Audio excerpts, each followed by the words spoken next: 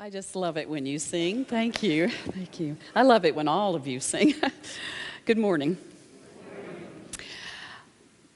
Father's Day gives me an opportunity to really look back over the years and truly appreciate my dad because he's 89. I'm lucky to have both of my parents still on the planet.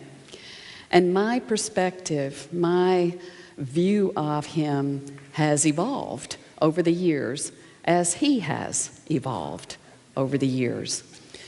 I remember as a child, one of the things my family would do is go to Montgomery Bell State Park in Tennessee.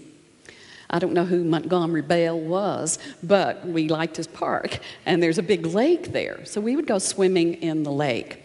There was a dock you could go out, and then there was the deep water. So my dad loved to swim, and occasionally he would let me put my hands on his shoulders, and he would take me into the deep water. So I would just float like a little water nymph as he did all the work, and I got all of the pleasure from that.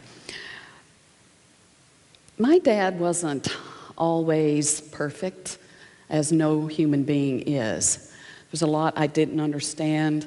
My home life was turbulent a lot of the times. There was a lot of discussion, shall we say, over the bills that piled up on top of the TV. Occasionally, our utilities would be cut off, and we would make do however we could by opening the oven for heat if it was winter and opening the windows if it was summer. My dad always made sure my lunch money was on the dresser, a quarter, a dime, and a nickel, every single morning. And I just took that for granted. But now I know how much discipline, focus, and forethought it takes to always have a quarter, a dime, and a nickel. Not only for me, but for my 3 sisters, because that was our lunch money that we would take to school. I look back in the 50s, because I was born in the 50s. I look back at how a man was supposed to show up, how a father was supposed to show up. The TV shows Father Knows Best and My 3 Sons, and there were very clear values that the man was the protector of the family, the provider of the family. The man was the strength of the family. And he had the final word. He was the ultimate wisdom of the family. But I also know this. I know a lot of women who are the provider of their family, who are the strength of their family, who have the wisdom of their family. And maybe there's not even a male present. And I know many fathers who have raised their children solo. So when we look at these values and these stereotypes, I see how we have evolved as a culture. And I believe being a father today is very different in this world than it was back in the 1950s. It started with the social revolution really in the 60s, and it hasn't let up. It's only become more and more complex with Facebook, and with increased violence in our schools. I can see that being a parent today is far more challenging than just having a quarter and a dime and a nickel on the dresser every morning. I can see that it requires so much more to be able to be the influence that is necessary to see that your child can think clearly, has a sense of respect for other people and for his or herself, to instill in children a greater wisdom that will guide them through an ever-changing world at an accelerated pace. This past week, I have been at the Unity People's Convention in Overland Park, Kansas. We held our convention at the Sheraton there. And there were approximately 600 people, almost 600 people in attendance. I gave a presentation because this is our 50th anniversary. The Association of Unity Churches doing business as Unity Worldwide Ministries is officially 50 years old.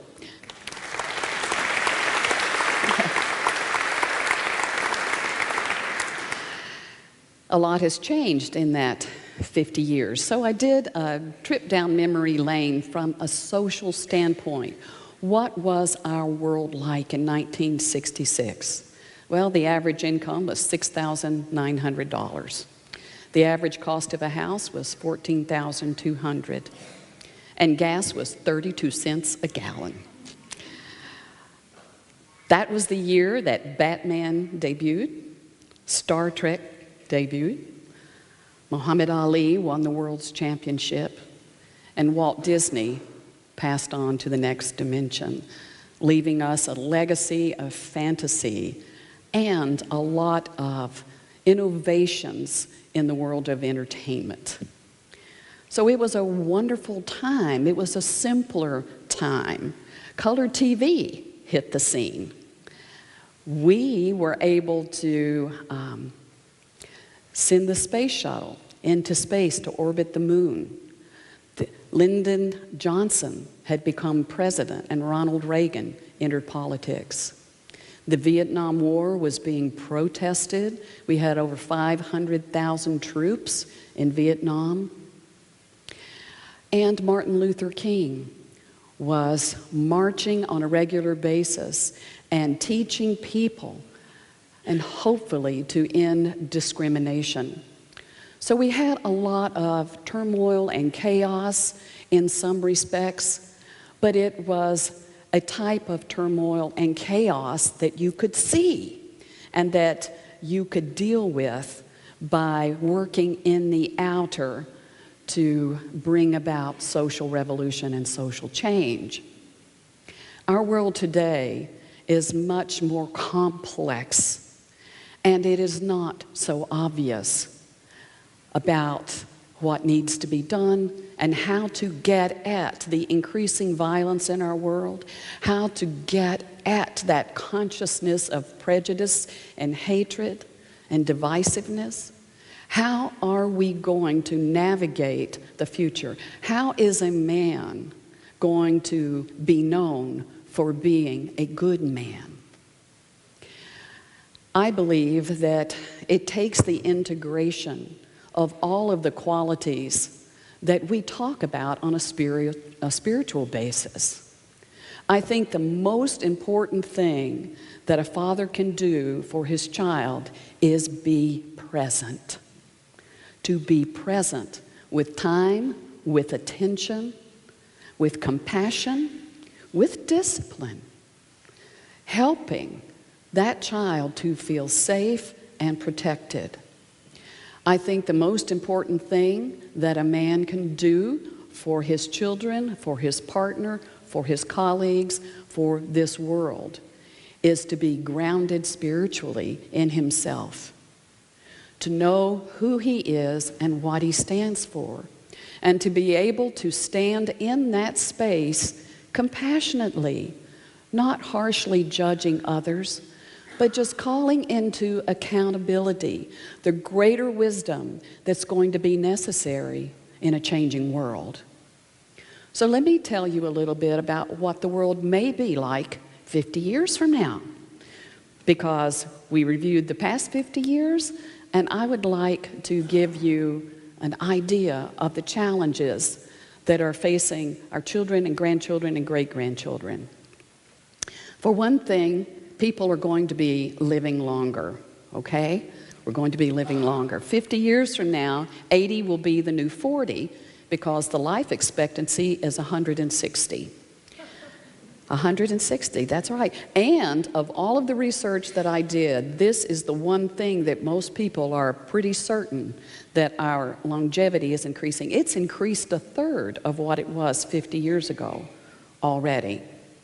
So as people are living longer, the population of the planet is increasing. The projected population for 2066 is 10.1 billion people on this planet. And you know what? It could be more. It really could be more. So as people are living longer, that means elderly people, who will then be middle-aged people, will be longer in the workforce and will have a tremendous amount of history invested in the values of their life and in protecting that culture, just as we see that that's the case today. Which means that the younger generations coming up will find it harder to find their place in the workforce. The younger generations, with the fresh perspective and the different way of doing things and the innovations, will find it harder to be heard and to affect cultural change. So there could be generational clashes. People living longer will put greater strain on the food and the water for this planet, which brings up the next point, which is climate change. The optimal climate is at a certain temperature, and if we reach 2 degrees above that, the scientists are saying all kinds of havoc can be wrought. And we're already seeing some of this because we're just about at 1.5 degrees above the optimum. This means our polar ice caps are melting. As the polar ice caps melt, the planet heats up because our ice caps deflect 70% of the sun's rays. As the ice caps melt and the mountain water runoff increases, there's more moisture in the air, the water levels rise, we lose some of our coastal territories. As there's more moisture in the atmosphere, that means we have stormy weather. As the stormy weather increases, you would think that the increased moisture would mean that our lands, the deserts, would become fertile. But because of the heat, there's the danger of increased erosion. As the water comes down, the earth is unable to really absorb it, and it evaporates quickly. So clean water and food for 10 billion people on the planet is going to be a challenge for our future generations. Now, when I say is going to be, I'm not decreeing that this is the way. I'm saying there's a chance, there's an educated guess that these will be some of the key issues that we are dealing with. And the third thing I want to share with you is the virtual reality devices that are already being made available. And 50 years from now, virtual reality will be ubiquitous. It will be everywhere. There are a lot of advantages for this virtual reality. If you've seen Mark Zuckerberg's Ocular Rift, these looks like the old viewfinder things I had as a kid, except you don't have the slide. You put these on and you step into a 3D world. You choose which program, but you are not observing this, you are actually in it experientially. And not only are you experiencing a program that's running, but you also bring your own fantasies, you bring your own memories into this 3D experience. And because you are experiencing this, your brain changes. Your brain changes. It's rewiring itself all the time according to every experience you have. My brain standing here is rewiring itself as I speak to you. So our brain is constantly changing.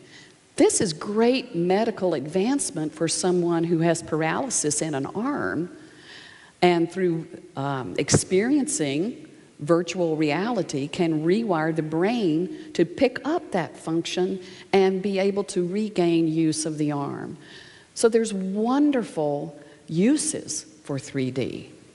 But the danger is that this will become so highly addictive that people may not be able to discern the difference between a fantasy and their real reality. I mean, let's face it, we already have trouble with our real realities.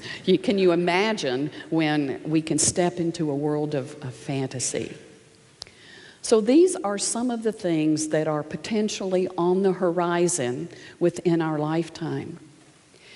There is no way, in my opinion, that we can manipulate the outer to our satisfaction to head off these challenges. The only solution lies in a spiritual awakening and a spiritual awareness. Because when you are living in the present moment and you have a respect for all life, because you know that divinity is within every single human being, divinity is in every single thing, everything that's living, and even those things that seem inanimate, there is a divine intelligence that's holding that manifestation into effect. When you know that and you have a reverence for life and a respect for life, when you have a sense of abundance, that whatever you have is sufficient, that you have enough to share, and that you have a desire to share, because you know that the only thing that's real is love, when you know these things, you become an integrated person. An integrated person. A person that is here to be the expression of the divine, to reflect that in the face of every other person that you meet. In this way, we will prepare this planet and the people of this planet to face the future and to make a difference at these critical junctures, at these tipping points of our culture. We will have people who are prepared to come from that deep place within. People, our children, who have been taught to listen to the still small voice inside of them, to get their guidance of how to show up in the world. Teaching our children to live lives of accountability and integrity, devotion and humility, lives of service. These are the things that we can give to our children, so that when they find themselves in the deep waters of life, they can gently hold on to the shoulders of their dad. Gently hold on to those shoulders, knowing that that person is going before, paving the way, doing the work. And as we hold on to the shoulders, we float along behind and say, what a beautiful life. So, my dad's not watching, but I'll just say, I love you, Dad. Thank you.